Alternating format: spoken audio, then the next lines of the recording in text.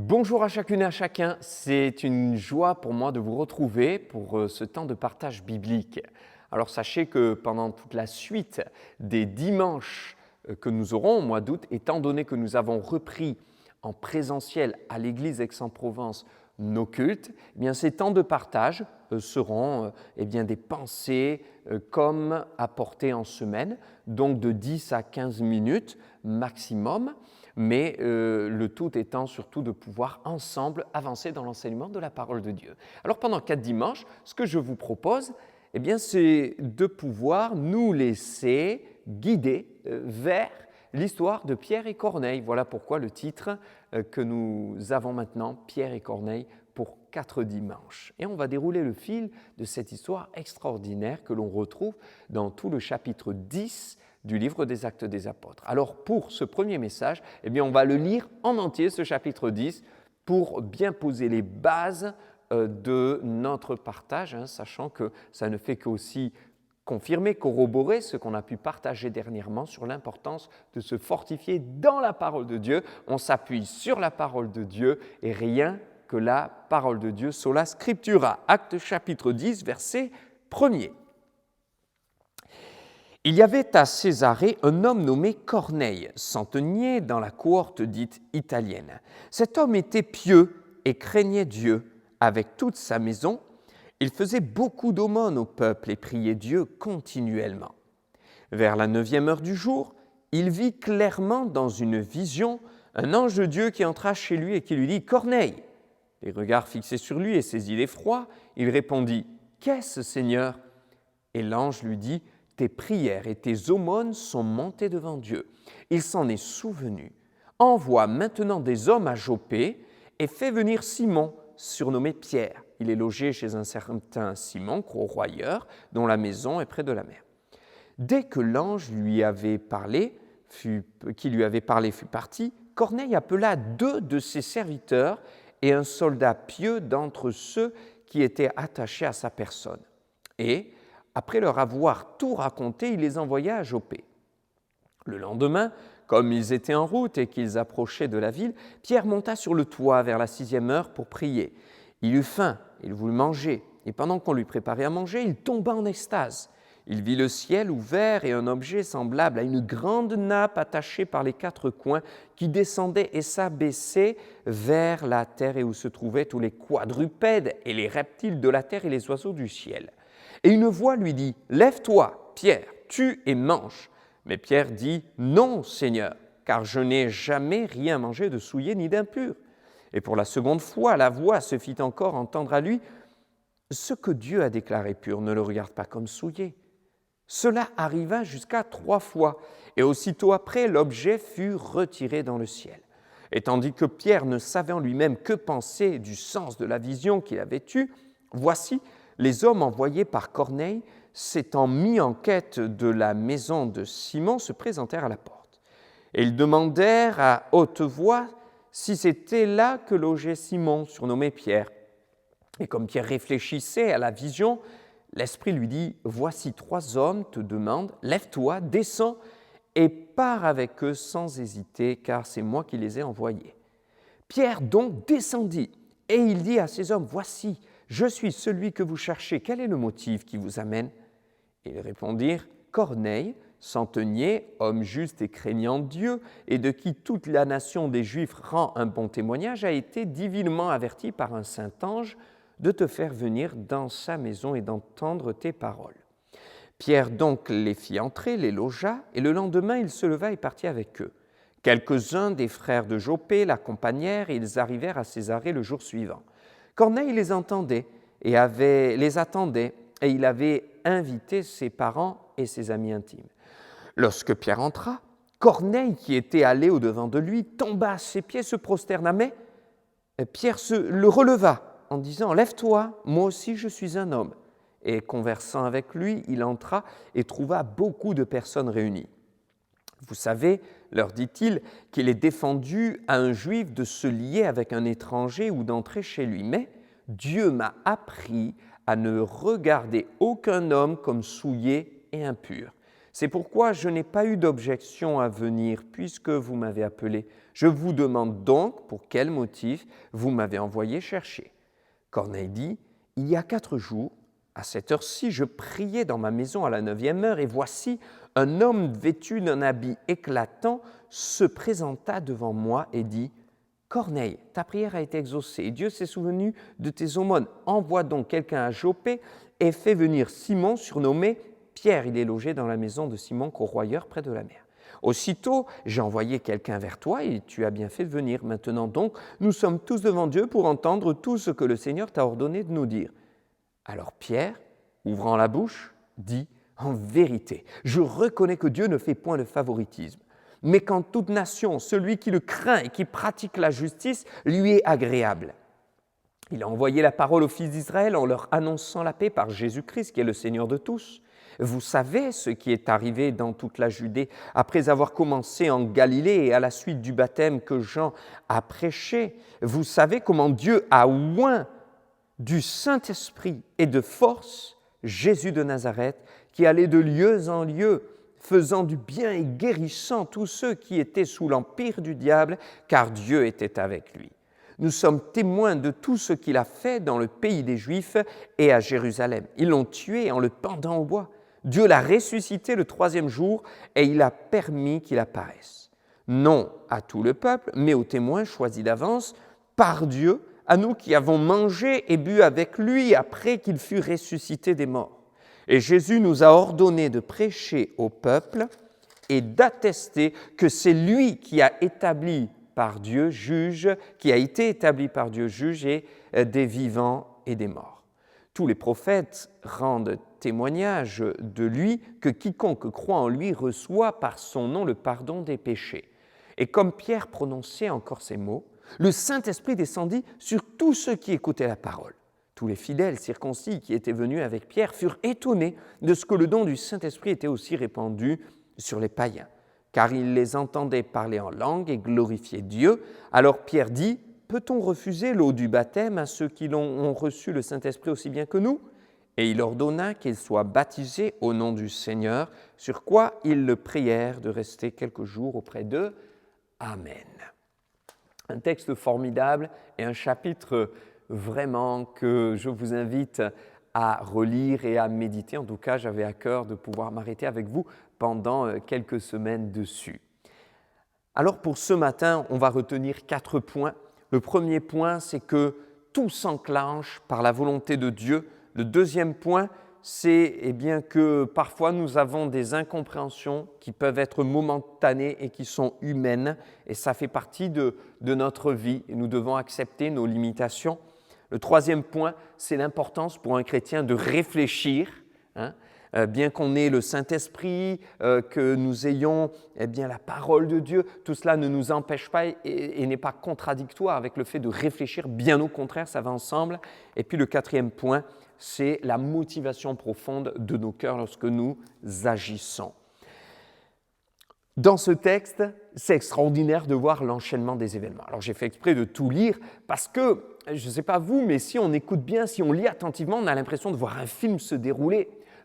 Corneille qui prie, qui fait des aumônes, et puis un ange vient et lui parle. Pierre de son côté qui monte sur la terrasse, qui prie, et il a une vision qu'il ne comprend pas. Et en même temps, les deux ne se connaissent pas, ne se sont jamais vus, et sont deux peuples plutôt opposés, qui n'ont même pas le droit, selon la loi et leur religion, de se fréquenter, et qui vont se retrouver dans la même maison par un concours de circonstances extraordinaires, avec des précisions sur le logement de l'un, qu'il fallait trouver des serviteurs qui arrivent, et à un moment donné, de par tout cela, le Seigneur qui permet à l'un de prêcher à l'autre, l'autre qui a amené toute sa famille, finalement beaucoup se convertissent, mais avant même d'être baptisés, ils sont baptisés du Saint-Esprit, enfin une histoire extraordinaire. Mais nous avons un Dieu de l'extraordinaire qui agit encore aujourd'hui et qui peut faire des choses extraordinaires avec des hommes simples, humbles, qui viennent avec un cœur qui lui fait confiance et en marchant par la foi. Alors dans cette expérience, nous voyons ce matin ces 4 premiers points que j'ai cités. Le premier point, c'est que tout s'enclenche par la volonté de Dieu. Vous voyez, la série d'événements, l'enchaînement de ces situations qu'on pourrait presque mettre en film nous montrent à un moment donné que Dieu est au-dessus de tout, que Dieu est à la maîtrise et au contrôle de toute chose, que Dieu est souverain et que c'est lui qui est le moteur de tout ce qui va se passer. À la fin, on voit des hommes et des femmes remplis du Saint-Esprit, baptême du Saint-Esprit, certains sont sauvés, mais il ne faut pas croire que tout a été voulu, fait par les hommes. C'est Dieu qui voulait sauver ces hommes. C'est Dieu qui avait tout prévu. C'est Dieu qui a tout amené. Et je crois que c'est important pour nous de nous rappeler que la volonté de Dieu prime sur tout et que c'est Dieu qui est maître des temps et des circonstances et que parfois on vit des choses, on a l'impression d'être quelque part un élément essentiel dans cette situation, dans le déblocage d'une situation, dans un fait, dans une réussite, dans une victoire. Mais n'oubliez pas que tout part de Dieu, tout vient de Dieu et que sans le Seigneur, il ne se serait rien passé. Le deuxième point important à comprendre, on le voit donc bien au verset 17, pardon. Verset 17, tandis que Pierre ne savait en lui-même que penser du sens de la vision qu'il avait eue, voici les hommes envoyés par Corneille arrivèrent. Donc Pierre a une vision de son côté, et une vision qu'il ne comprend pas. Et la parole de Dieu nous dit que la voix va se faire entendre plusieurs fois. Pierre tue et mange, et lui il résiste, et il dit non, et il ne comprend pas, et il réfléchit. Et même après avoir réfléchi, il ne savait en lui-même que penser du sens de la vision qu'il avait eue. Je crois que, mes frères et sœurs, Dieu peut nous parler tantôt d'une manière, tantôt d'une autre. Dieu peut nous éclairer, Dieu peut nous conduire, mais marcher par l'Esprit, marcher en étant rempli de la puissance du Saint-Esprit, dirigé par le Saint-Esprit, éclairé par le Saint-Esprit, ne veut pas dire tout savoir, tout comprendre toujours. On a là l'exemple d'un homme, l'apôtre Pierre, qui est un homme rempli du Saint-Esprit. C'est un apôtre, ce n'est pas n'importe qui. Et bien avant, vous voyez qu'il a été utilisé pour faire des miracles. Il a été jeté en prison. Il n'a pas eu peur de continuer à témoigner. Il est à la base de l'enseignement et d'un des enseignements, des fondements de l'Église primitive. Il est celui qui a connu le Seigneur. Il est celui qui s'est levé à la Pentecôte, qui a prêché et dont la prédication a amené environ 3000 âmes en une fois au salut. C'est pas n'importe qui, Pierre. Et pourtant, il a une vision qu'il ne comprend pas. Et pourtant, il a un songe que personne ne peut lui révéler. Alors, c'est une vision, il s'est assoupi sur la terrasse, il a été fatigué et Dieu utilise même des éléments concrets de sa vie parce qu'il a faim. C'est midi, bien sûr, il est sur la terrasse et Dieu utilise justement cette situation pour le pousser à comprendre une réalité et un enseignement spirituel. On a là, quand même, un point à retenir et à graver dans nos cœurs. Mes frères et sœurs, Pierre n'a pas totalement compris et Pierre, momentanément, a été dans le flou. Marcher avec Dieu, être conduit par le Saint-Esprit ne veut pas dire que nous n'aurons jamais de moments de flou, ne veut pas dire qu'il n'y a pas des moments où nous tâtonnerons. C'est l'apôtre Paul qui dira lui-même « nous tâtonnons ». On cherche la volonté de Dieu. Mais le Seigneur ne nous dira pas toujours tout de suite. Il ne nous expliquera pas forcément tout noir sur blanc. Il nous demande de lui faire confiance. Il nous demande de marcher par la foi. Et la foi, c'est justement ne pas marcher par la vue. Et si je ne marche pas par la vue, alors je ne verrai rien. Je verrai quoi? Je ne verrai pas ce qui va se passer devant. Mais je dirai, Seigneur, moi je ne vois pas. Je suis comme aveugle, dans le sens où je suis faible et fragile, pas aveugle spirituellement. Là, c'est une autre dimension. Mais je sais que toi, tu vois tout, que toi, tu sais tout. Alors je te suis, toi, et tu marches devant moi, tu es mon berger. Seigneur, j'accepte mes limitations. J'accepte mon humanité. Ça ne veut pas dire j'accepte d'être toujours à côté de la plaque, pas du tout. Mais j'accepte avec humilité qu'il y a des moments où eh bien, tu as besoin de me parler, de me reparler et d'y revenir comme tu l'as fait avec Pierre pour que je comprenne. Seigneur, je ne suis qu'un homme, mais Seigneur, je veux te faire confiance. Le verset 19 est intéressant. Comme Pierre réfléchissait, vu que Pierre ne comprend pas la vision, eh bien, il réfléchit. Et il réfléchit à cette vision, l'Esprit lui parle et lui dit « Voici 3 hommes te demandent ». Pierre réfléchit. Voyez, il ne s'est pas dit « je suis un apôtre ». Je suis rempli du Saint-Esprit, j'ai prêché, il y a 3000 âmes qui se sont converties, je n'ai pas besoin de réfléchir, moi je me laisse guider par le Saint-Esprit. Mes frères et sœurs, ce n'est pas contradictoire et ce n'est pas opposé.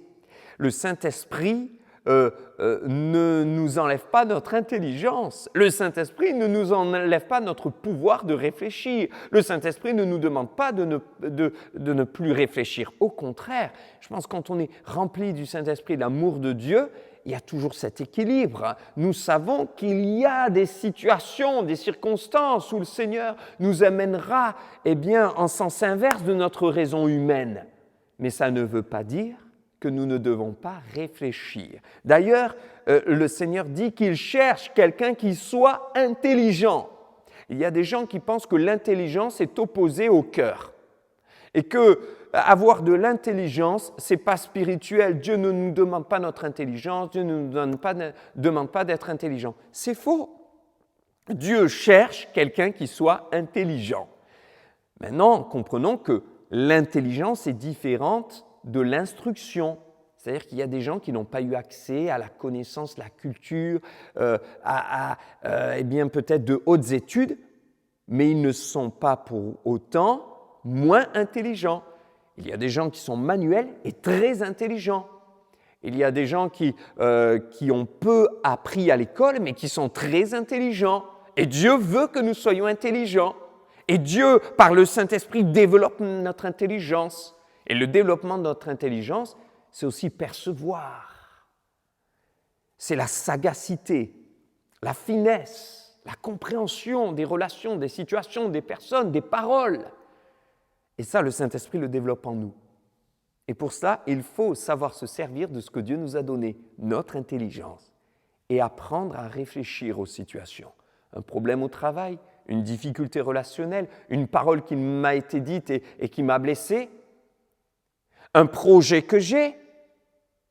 Assieds-toi, mon frère, ma sœur, et réfléchis. Calcule la dépense avant de te lancer. Pose-toi les bonnes questions.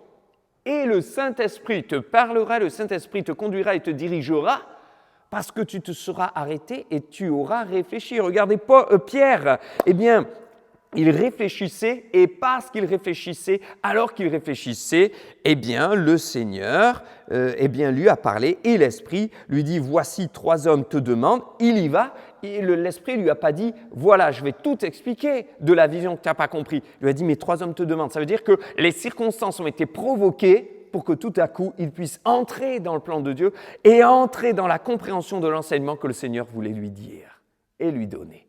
Merci Seigneur. Dernier point que nous voyons, c'est la motivation de nos cœurs et le motif qui est important de nos actions. Au verset 21, Pierre donc descendit et dit à ces hommes « Voici, je suis celui que vous cherchez. Quel est le motif qui vous amène ?»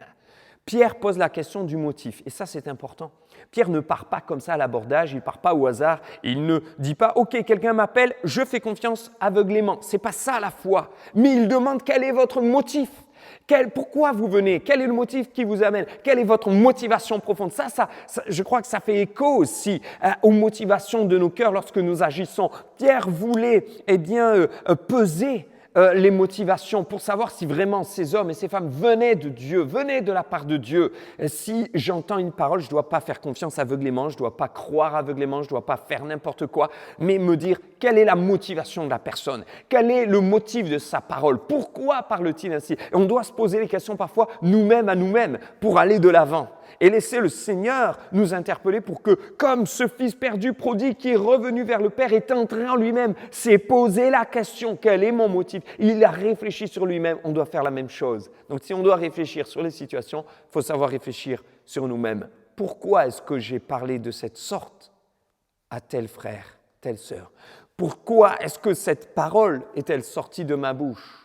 Pourquoi ai-je agi de cette manière? Est-ce qu'il n'y a pas une blessure, une souffrance qui n'est pas guérie? Est-ce qu'il y a un péché qui est là? Est-ce qu'il y a un tempérament qui doit être changé? Pourquoi est-ce que je me suis comporté comme ça? Pourquoi? Quelle est la motivation? Quel est le motif? Et Dieu va nous éclairer. Mes frères et sœurs, Dieu regarde aux motivations de nos cœurs. Et il veut nous encourager, dire, derrière il y a une grande bénédiction. Voici le chemin. Pierre et Corneille, des hommes qui ont une motivation pure de cœur. Que Dieu vous bénisse abondamment. Amen. Merci Seigneur pour ta parole, pour ta présence. Merci Seigneur pour ta force. Merci Seigneur parce que tu sondes nos cœurs et nos reins. Et tu nous aides aussi, nous, à nous examiner nous-mêmes. C'est ce que nous voulons faire. Et nous savons une chose, c'est que tu es au commencement de toutes choses. Tu es au départ de toutes choses. Toutes choses sont dans ta main, comme nous l'avons partagé. Merci Seigneur Jésus, parce que tu nous amènes aussi à l'humilité, à la simplicité, en réalisant que qui que nous soyons, et même si le Saint-Esprit est en nous et que notre corps est le temple du Saint-Esprit, il y aura toujours des moments, parfois de flou, des moments d'incompréhension, des moments de tâtonnement momentanés, mais tu les permets afin que nous te fassions confiance. Gloire à ton nom. Amen. Je vous souhaite une très très bonne journée dans la main du Seigneur Jésus.